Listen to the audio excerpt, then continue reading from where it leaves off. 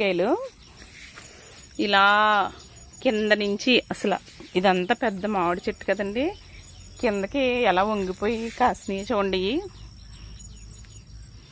భూమికి అంటుకుపోతున్నాయండి. ఇక్కడ చూడండి, అసలు గుత్తు మొత్తం భూమికి అంటుకుపోయింది.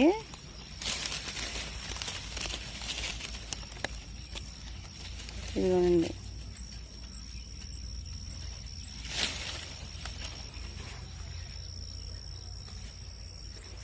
ఇవి 2 రకాలుగా కాస్తుందండి ఈ చెట్టు. ఏంటో విచిత్రంగా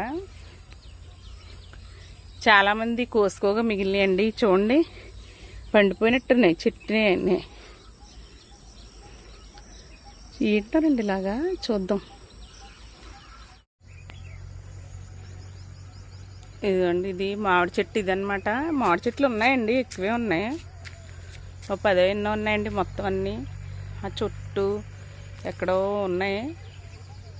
ఇదే ఫస్ట్ అండి కాయడం, కానీ ఈ సంవత్సరం పర్వాలేదండి, బాగానే కాసింది. మరి దీన్ని ఏంటో అర్థం కావట్లేదు, కొంచెం రెడ్డిష్గా ఉందండి. సోనరేకో మరి ఏంటో చూడాలి.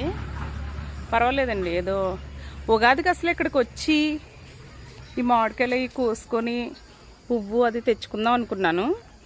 అసలు చేలోకి రావడమే అవ్వలేదండి. పచ్చిమిరకాయ మొక్కలు ఇవన్నీ ఇక్కడ ఉన్నాయి. ఇవి చూడండి, కొన్ని పండిపోయి, కొన్ని కనకంబరాలండి. ఇవన్నీ కోసేస్తున్నారండి. ఇక్కడికి వచ్చిన వాళ్ళు ఎవరు ఉంచట్లేదు అనమాట.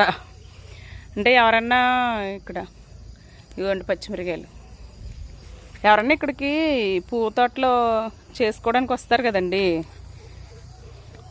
వాళ్ళు ఇవన్నీ కోసేసుకోవడం ఏం ఉంచరండి మనకి. ఈ పువ్వులు చూసారండి ఎంత బాగున్నాయో, చాలా పువ్వులు ఇడిచినాయి. వీటన్నిటితో దేవుడికి పూజ చేసుకోవాలనుకుంటున్నాను.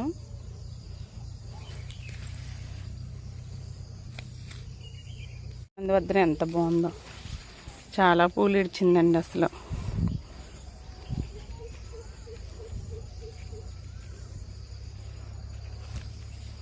పైకి ఇలా పాకుతుందని ఇలా పెట్టానండి, నెమ్మదిగా పాకుతుంది కింద నుంచి. తెలుసు కదండి, చాలాసార్లు చూపించాను. అలాగే మామూలు ఉసిరండి ఇది మన మామూలు ఉసిరి. ఇది మొన్న ఎండిపోయినట్టు అయిపోయింది, కానీ మళ్ళీ ఇలా చిగురు పట్టింది.